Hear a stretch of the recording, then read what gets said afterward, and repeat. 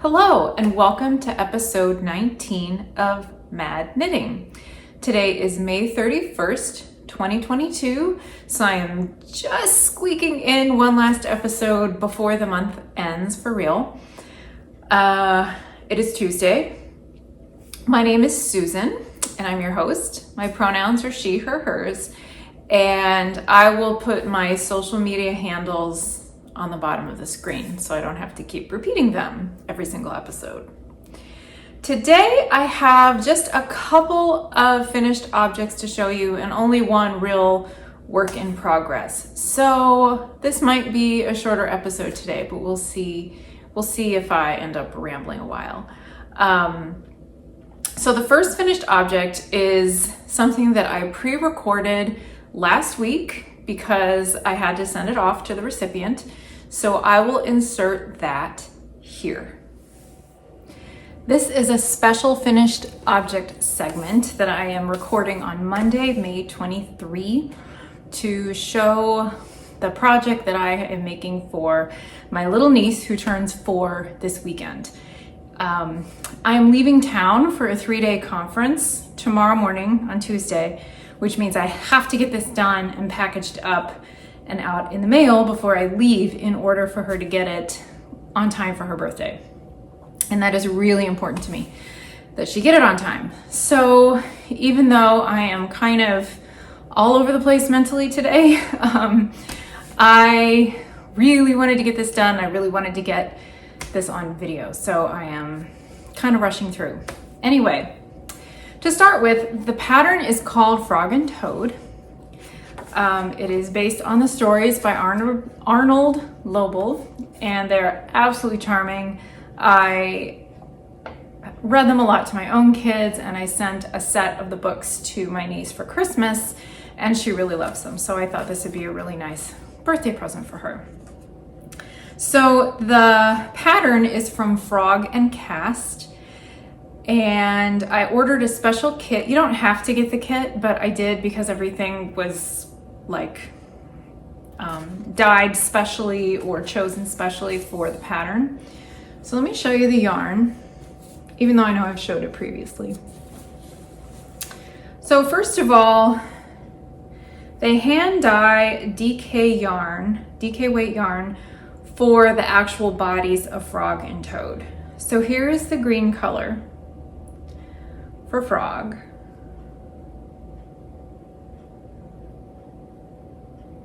And here is the brown color for Toad. I have not weighed the leftovers. You can see that Frog obviously takes a little bit more than Toad. There might be enough left over that I could make another whole set of Frog and Toad with the green and the brown that I have left. I don't know that that's something I'm going to do. It's definitely not something I will do right away. But for the clothes, because of course the pattern comes with instructions for clothes for them, you get 4 skeins of Jamieson and Smith Shetland Spindrift. So Frog gets this color called Wren for his pants, Burnt Umber for the jacket. I really like this color. And then Toad has a swimming costume, and for that you use the color Rye and the color Moss, which is this really nice green. So without further ado, let me show you what I have made. This is Toad.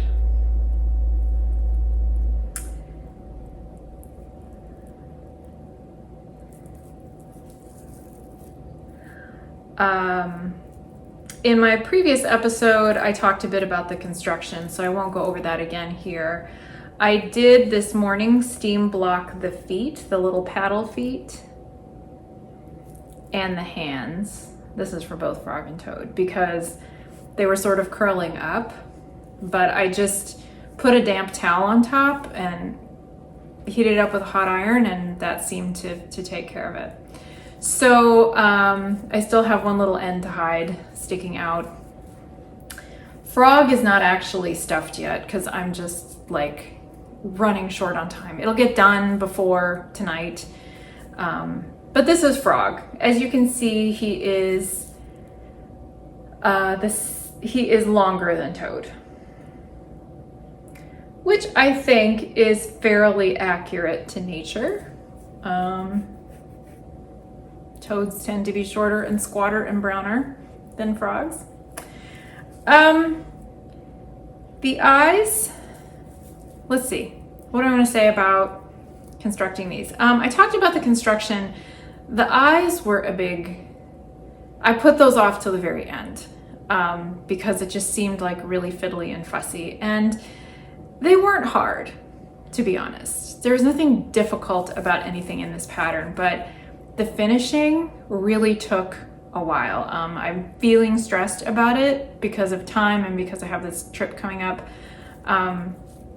But I would say if you're going to make these, I would definitely recommend setting aside enough time. Make sure that you are setting aside a lot of time for finishing because the eyes are fiddly. You have to make each eye. There's a bunch of ends to hide. You have to embroider the little black part in there. You have to sew it in.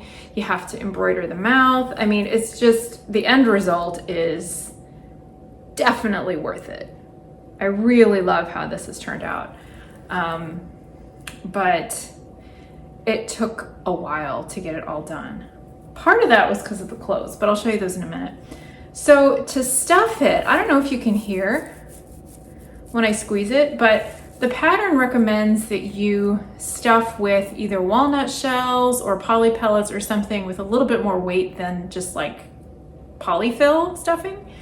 And it turns out I have an old pillow stuffed with buckwheat hulls.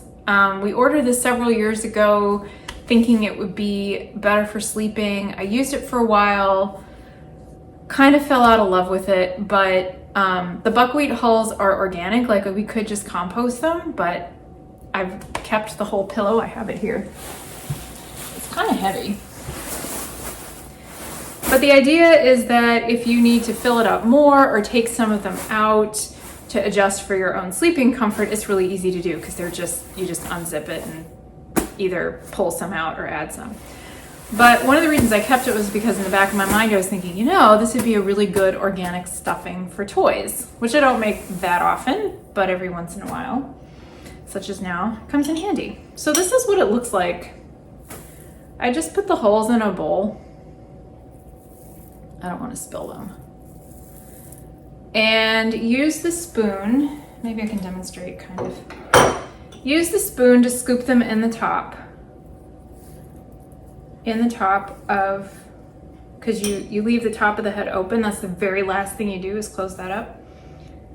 Scoop the holes in there, and then I took a chopstick, like once I had more in here, and then kind of shove it down into the legs to make sure the legs have some structure. And then keep filling it up, and once it's full enough that I can use the chopstick to then shove more of those into the arms, that's the next part. And then you fill it up as full as you can, and then take out the provisional cast on and put this back on the needles, and then graft it together. So that's what I have left to do on Frog. But here's Toad all done. And here is his little swimming costume. And I have not tried on the swimming costume since I stuffed him. So I'm gonna do that now on camera, and we're gonna see how it fits. So I guess because the top is sewed together, you have to shove the legs in. The swimming costume, everything in the pattern was really well written. It's just fiddly because there's so many parts. Like you do a provisional cast on and knit down and do the legs, and then pick everything up and do the top part with the little shoulder straps, and then, and then you have a couple different options for edging around that neck hole. Oh good, it fits. So there he is. Whoops, come out leg. Toad is all ready to go swimming. If you don't know the frog and toad stories, I highly, highly recommend them. There is a really, they're all good. Whoops. They're all good, but there is one about going swimming where Toad is really embarrassed by how ridiculous his swimming costume looks, and he doesn't want anybody to see him. So he refuses to get into the water until nobody's looking, and then they swim all day, and when it's time to go, he refuses to get out of the water even though it's getting dark and it's getting cold, but everybody's looking, and then he finally just gets out of the water and everybody laughs at him because he looks so ridiculous in his swimsuit. And I think it's kind of funny that he's frowning a little. So there is Toad, all ready to go swimming. Now Frog, I can't get him dressed yet because I'm not done stuffing him, obviously, but I can at least show you his little clothes. And when I have everything all done, I will take pictures and make sure they get inserted as well. Here is Frog's little jacket. Remember, this is made out of that burnt umber color. The only modification I made at all to anything was in the pattern was that the jacket did not call for ribbed edging at the bottom or at the end of the sleeves, but this in particular was curling up so much that I decided to add ribbing because I didn't want it to curl up so much. So that was the only change that I made. And then to go with it, he has little pants. And it looks like I got one of the legs maybe one row longer than the other, but at this point, I don't care. I tried this on before I stuffed Frog, and the length seemed good, and it seemed like once he was stuffed that the fit would be good. So there's his little outfit. When I was working on this project, I didn't do any kind of gauge swatching. You do everything with a size 1 needle. So this Jameson yarn is fingering weight. So when you knit with a size 1, you get a pretty tight gauge. I think you can see it pretty well on the jacket. I haven't measured it, but those stitches are pretty small. When you use size 1 in the DK weight yarn, I think the gauge isn't quite so small, but it is really, really dense because you're using a really small needle for a thicker yarn. And that just helps the fabric be nice and dense so that the stuffing, whatever you use for stuffing, can't fall through. And just so you have like a very neat, dense looking fabric. But anyway, almost done Frog, totally done Toad. And the outfit to match. So I am thrilled to pieces with how well everything turned out, and no promises on making more because this really was pretty fiddly and fussy. I started at the beginning of this month and it took all of 3 weeks with some breaks in between to do other things, but still it takes some patience. So know that if you ever decide to make this pattern, but I do recommend Frog and Toad from Frog and Cast.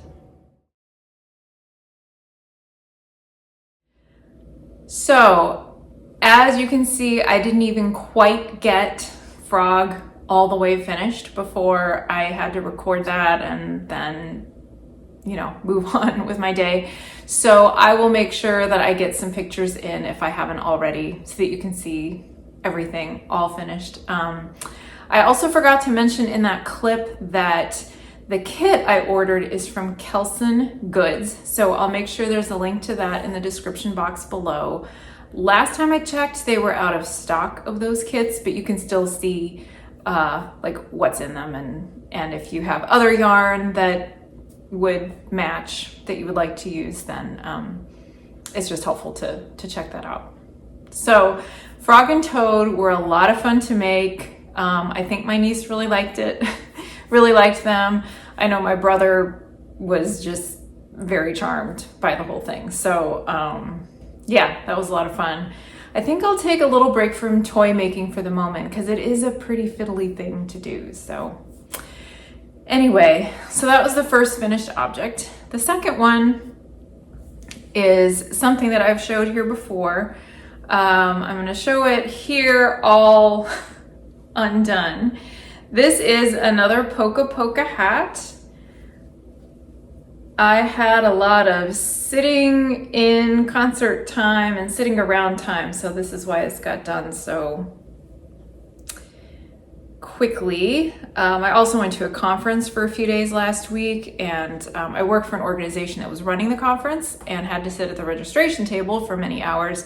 So I just knit and knit and knit and knit on this. And it's quite large. This is quite a bit larger than the last one I made, which was intentional because I wanted it to have a nice big brim and be nice and warm. So before I fold it up and kind of show you when it actually looks like a hat, I just wanted to talk about the yarn for a minute. Unfortunately, the dyer has closed her shop, so it's no longer available. But the brand is Artistic Lily, and I used sock yarn for one layer and silk mohair for the other layer. And what's interesting about this is that she did the same dye technique for both. So it's like this speckled colorway called Vintage Easter. And it's interesting how they obviously go together, but look very different on the different yarns. So especially the dark color really came out on the sock yarn quite a bit differently than it did on the mohair. And I think somehow the light here is actually showing it coming out darker in the mohair than it actually is.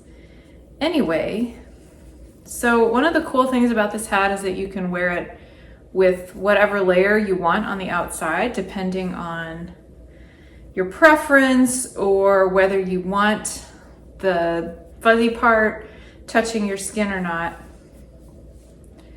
But it really came out pretty big, so hope that's all right. It's for my sister-in-law to go with a pair of mittens that I made out of the same yarn.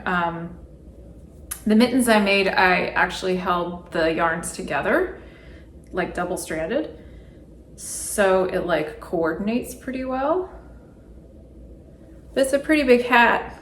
I have my hair up, so I'll show you how it looks on. Like, this will be good for those Arctic winter days, which they live in Virginia. My sister-in-law and my brother and their family live in Virginia, but it gets cold there sometimes. So this is what it will look like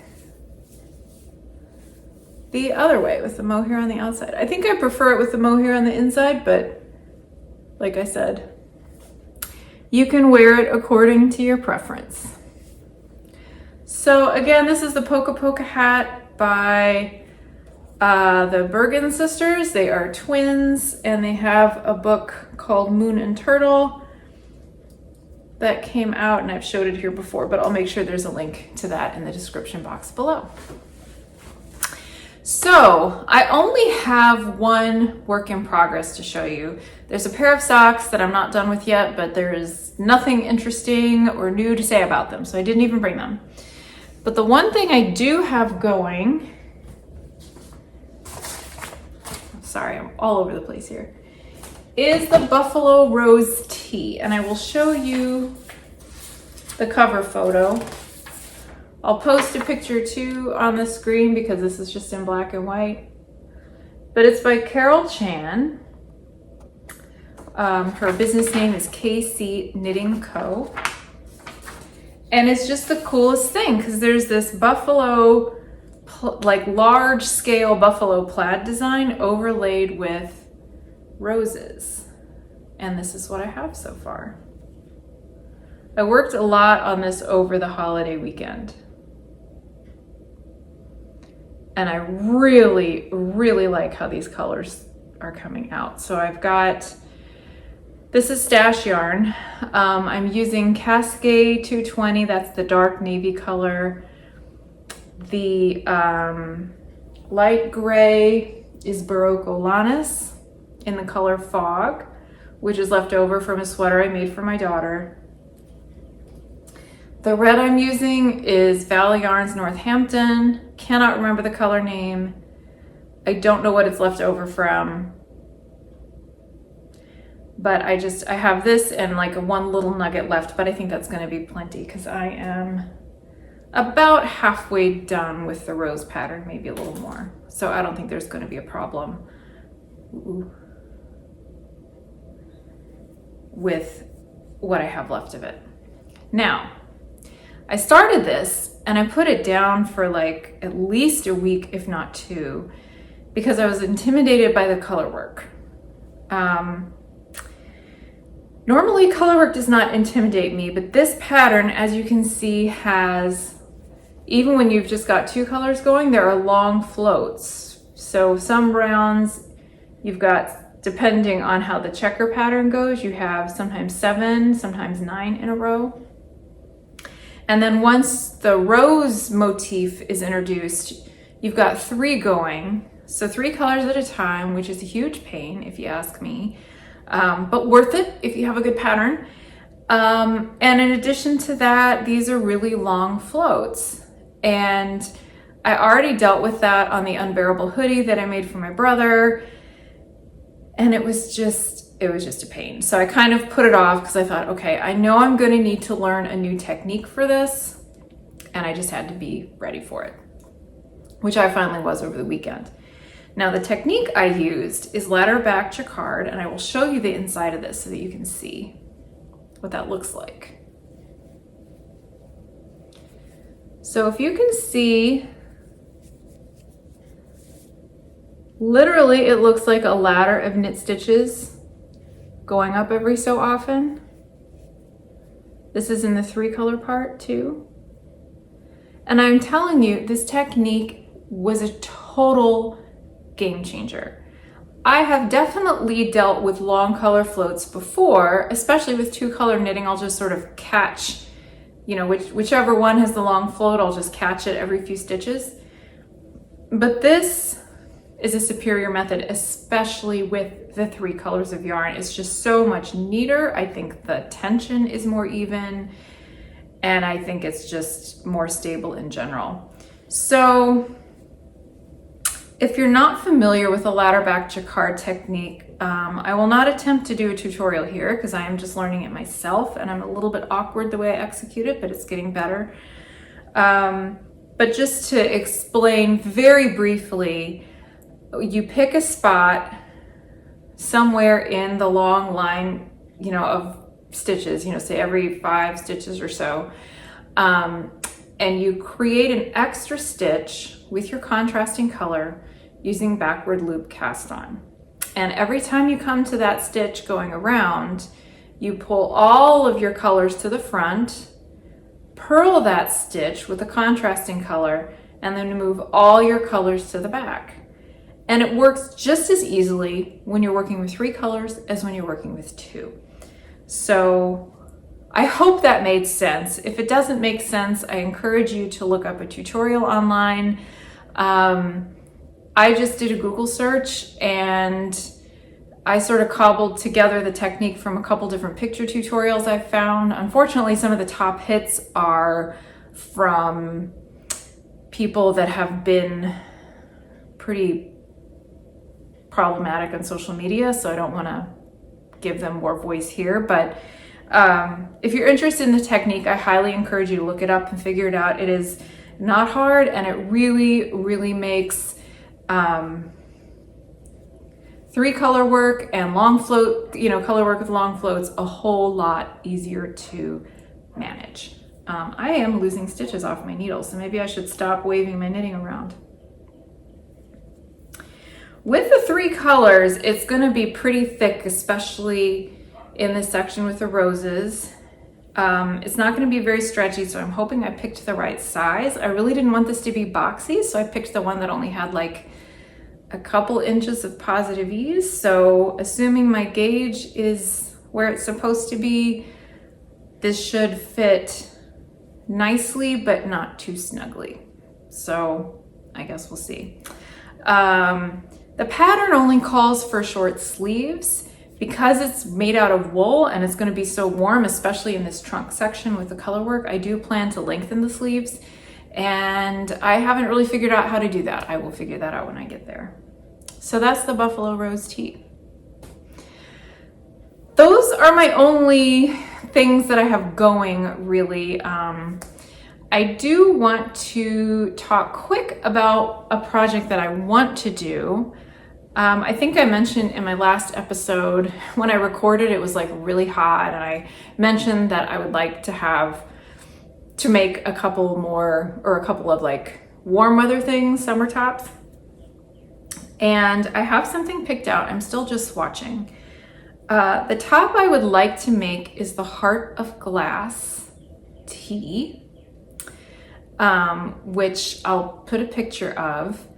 It's like a sleeveless top, pretty lightweight, and there's this really nice lace thing happening at the bottom. You can choose whatever length you want.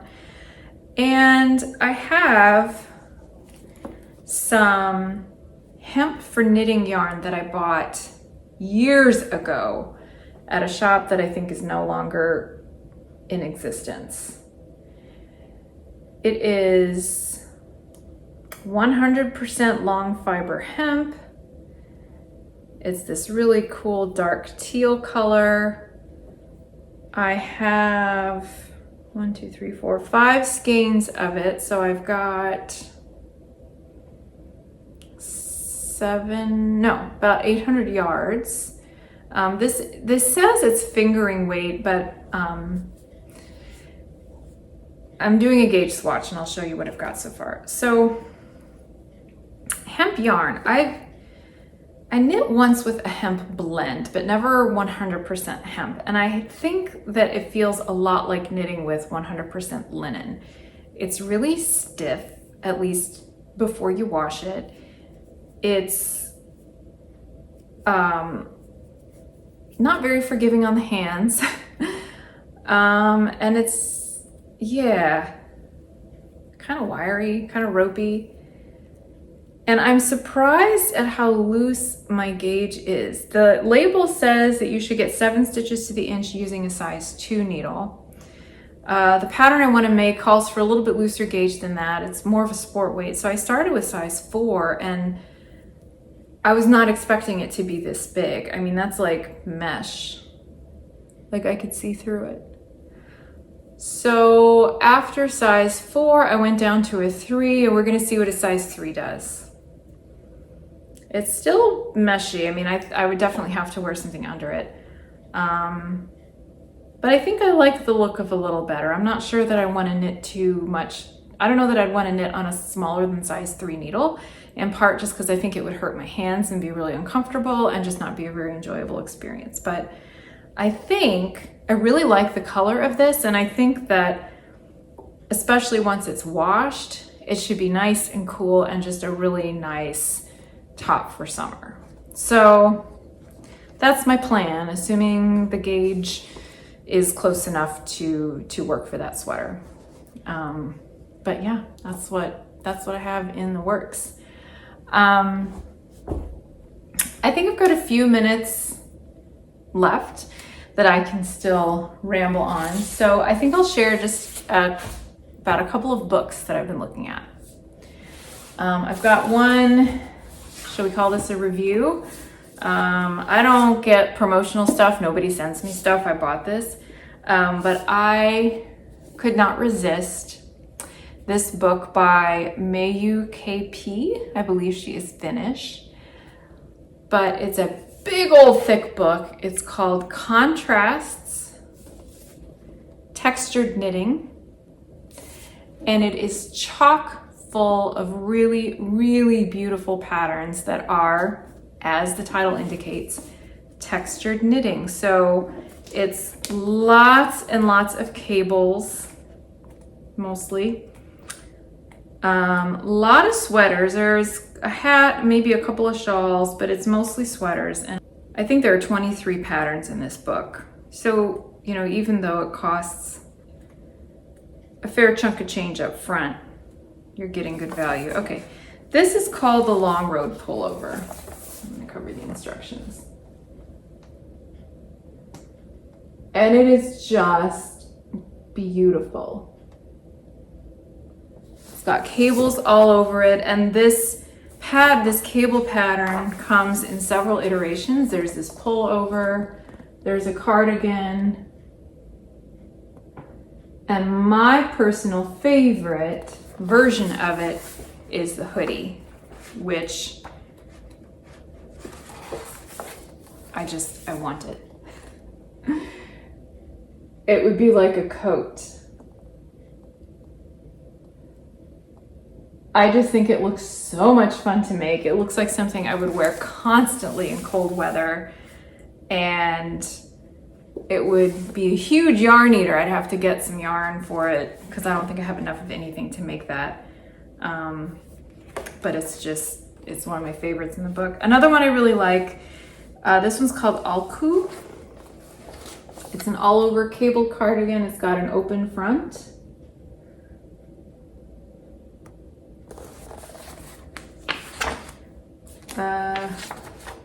Here's a good picture of the back. And I believe in this photo, it's the designer modeling it. So I won't show you every picture in the book, just because there are many, many wonderful patterns. But one of the reasons I wanted to talk about this was because despite the gorgeous designs, despite how much I like the designer, I'm disappointed in some aspects of this. So first of all, you can see how thick it is. First of all, the designer she has a really good range of sizes. These are really size inclusive. One I just looked at starts at a 32-inch circumference and goes all the way up to a 68-inch. Like that is a pretty good range of sizes there. And I think all the sweaters are size inclusive like that. However, the only models in the whole book are the designer herself, which I think is fine. I love seeing designers modeling their own stuff. And this model, who is fine. I'm never going to criticize anyone for how they look, but she's like a conventionally model look. She's very thin. She's blonde. I think she's probably pretty tall, but despite the wide range of sizes and like styles of sweaters in this book, you only see them modeled mostly on one body, which is conventionally feminine and thin. And the publisher of this book is large enough and well-resourced enough, they absolutely could have found much more diversity in body sizes especially. So that was disappointing to me. Hopefully, if a lot of people make projects and you can see them on Instagram and Ravelry and what have you, that will be a way to see the sweaters on different kinds of bodies, but it's too bad that they didn't do that for the book. Another complaint I have is that, and I think this was just like an artistic decision, but I'm not going to show you the chart up close, but all the charts are printed on colored pages, which makes them really hard to see. So that was a choice, right? You know, if you want people to actually read and knit your patterns, they should be readable in the book. And as far as that goes, I could not find a download code. So if I make any of these patterns, I'm gonna have to haul this whole hardback book around, or what I'll probably do is just make a photocopy so that I can mark it up and not worry about it getting, you know, coffee spilled on it or whatever. But usually with hard copies of things, you also get a download code. So that was a little disappointing. But despite those, oh, and here's the other thing, there are not schematics at all. Like, it gives lots of measurements like circumference, arm length, yoke depth, all that stuff, but you don't get like a drawing, a graphic drawing of the design with the measurements like labeled on it, which I also think is standard practice by now. A couple of the sweaters that have a more unusual construction have a picture showing like how like the yoke is put together, but there is no picture of any of the designs of like the whole thing with measurements. So I don't mean to just come here and like shit all over a book that is lovely and full of beautiful designs, but I just, you know, wish they would have done better with some of those things when they published it. So that said, we'll see. I'm hoping I can make something out of here soon. We'll see. We'll see where my whims take me. I think that's all I've got for today. I really need to get back to work, and that's really all I have to show you. I will see you next time. Thanks for joining me.